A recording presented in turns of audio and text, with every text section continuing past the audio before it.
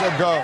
We're standing by for an update from the Maryland governor about new moves to try to keep the peace in Baltimore. We saw at least one clash a few hours ago with police firing pepper spray. Right now, 1,000 Maryland National Guard troops, they're on the ground to back up police. A citywide curfew takes effect about 4 hours from now. Police say at least 235 people have been arrested in connection with the rioting, the looting, the arson. At least 20 officers were injured.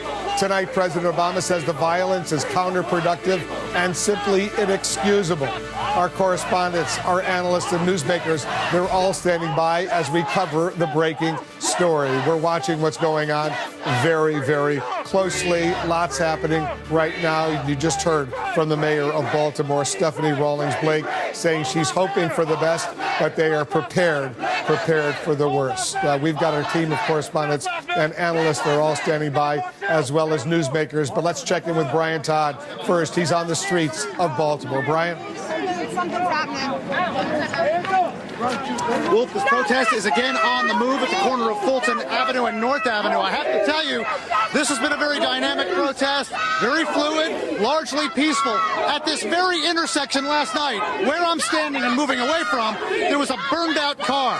There were businesses being looted all over the place. My team and I had to pull back from this intersection last night out of fear for our own safety.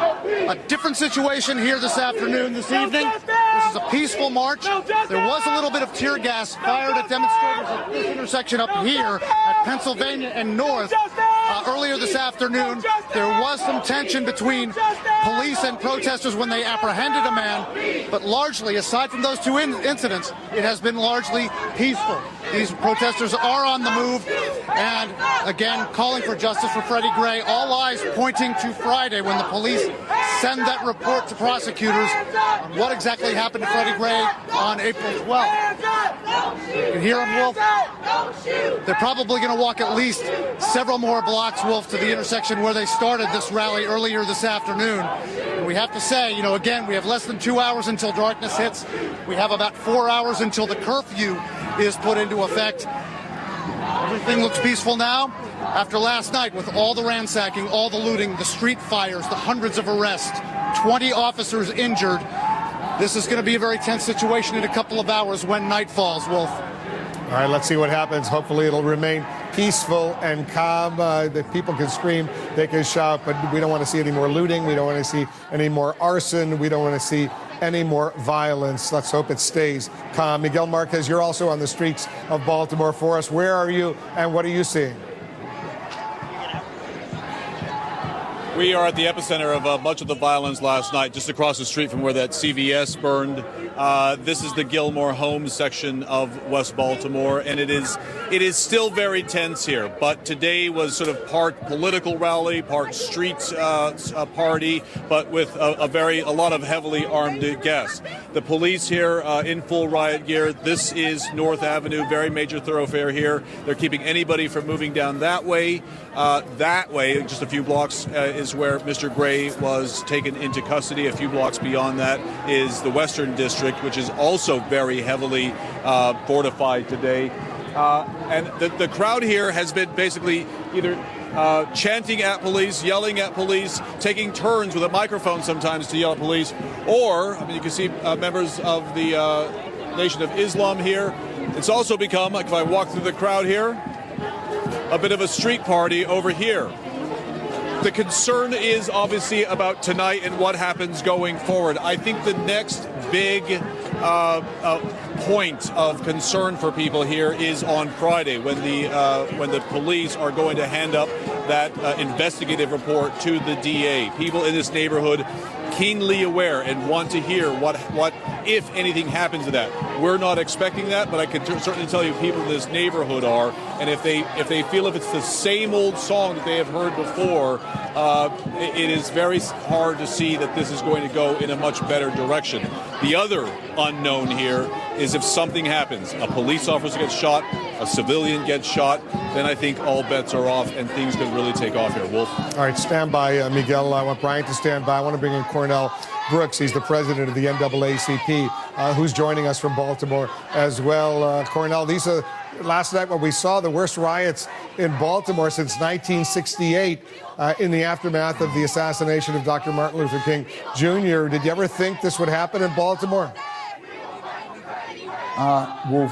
This is hard to imagine. It does call to mind the words of Martin Luther King, who said over a generation ago that violence is the language of the unheard. In 2015, it may well be that this language, violence, Cornell, is the language I'm sorry to interrupt. I want to interrupt for a moment because the governor of Maryland, there you see him, Larry Hogan. He's about to make a statement and answer reporters' questions as well. He's moved his business from Annapolis, the state capital, to Baltimore. We heard from the mayor a little while ago. Here's the governor.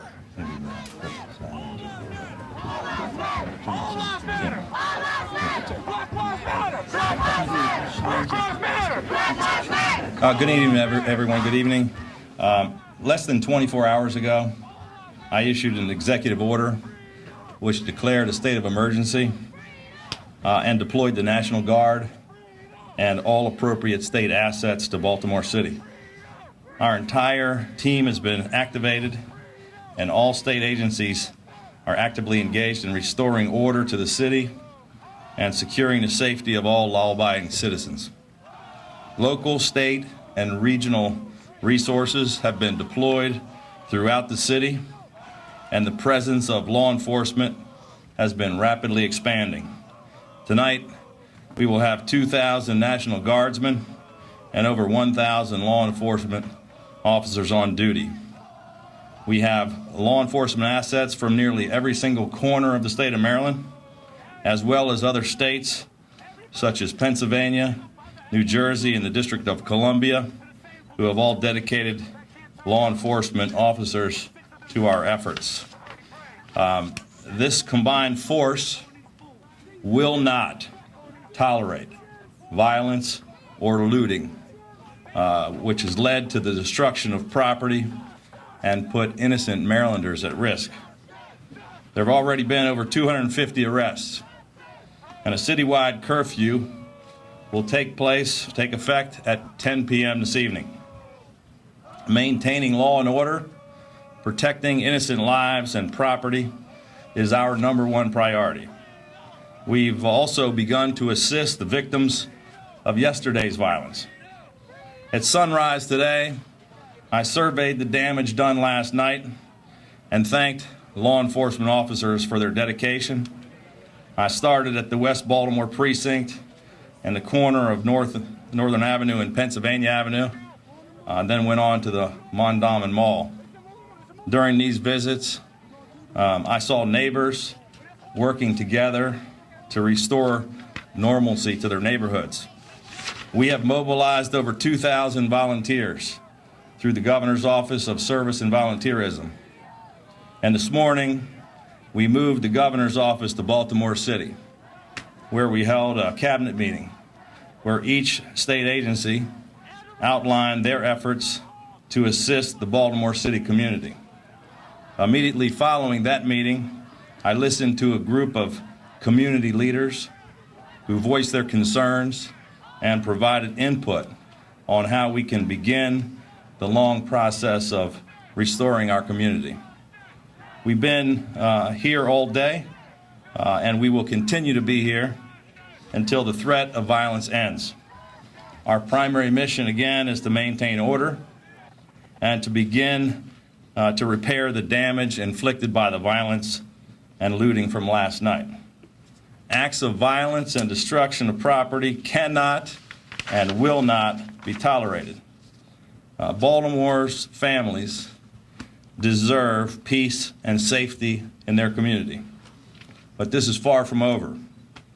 I have here with me, going to turn the floor over to General Linda Singh, who's the Adjutant General of the Maryland Guard, and she's going to have a few comments. But before I do that, I just want to thank this entire team here at the Maryland Emergency Management Agency who've been working around the clock, coordinating state and local assets, and they're doing a fantastic job. So thank all of you here in the room.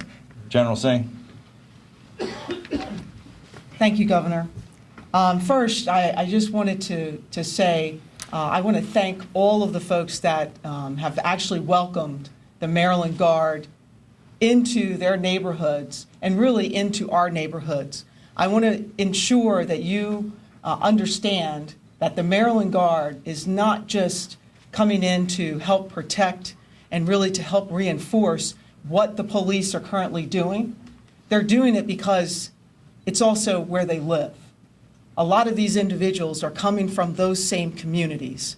And so it is extremely important to them that they work with the police department, they work with the governor and with the mayor to be able to stand side by side to protect a city that we so love and that we so believe in.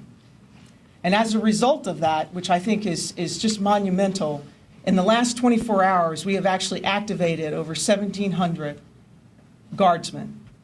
Now, that is unbelievable numbers because typically it takes us about 8 hours to do an activation of a couple of hundred. So we did 1,700 in less than a 24-hour period. And that should say to you, the city of Baltimore, how important it is for the Maryland Guard to be there to support you. Because I did not get any complaints.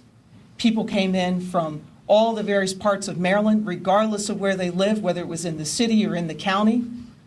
And they did it with a smile on their face so that they could be there to support the police department. They could be there to support the communities. So I think that's extremely important.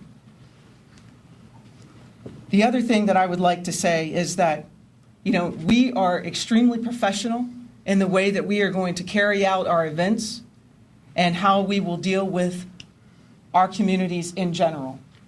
We have trained. This is what we train for.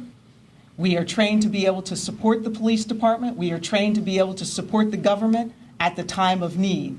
So rest assured that we will use the appropriate precautions and the appropriate steps to keep you and our citizens safe. And I thank you. Thank you, General. Before I turn the floor over to Clay Stamp, who's the director of the Maryland Emergency Management Agency, I just want to thank Lieutenant Governor Boyd Rutherford for his leadership. As I was heading up the office, the new governor's office in Baltimore City, he was here at MEMA all day working with Director Stamp in managing this operation, and we're working together as a team. So thank you, Boyd, for your efforts as well. Now we're going to turn it over to Clay Stamp. Thank you, Governor. As the governor's emergency manager, I have the honor and privilege to work with a system of dedicated individuals that starts with the Federal Emergency Management Agency and includes all of our state partners as well as our local jurisdictions across the state of Maryland.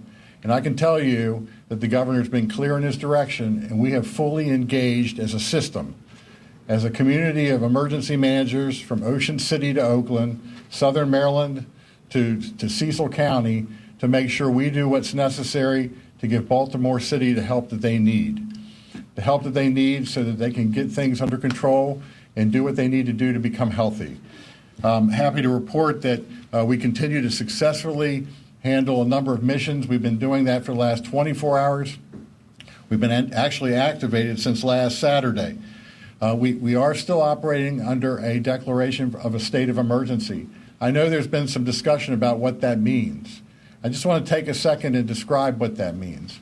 So as a mayor or a county council president in Maryland, if a situation develops that exceeds their ability to manage that with the resources they have the ability to declare a state of emergency. And that state of emergency gives them certain authorities to do certain things, but it also gives them the ability to reach out for help.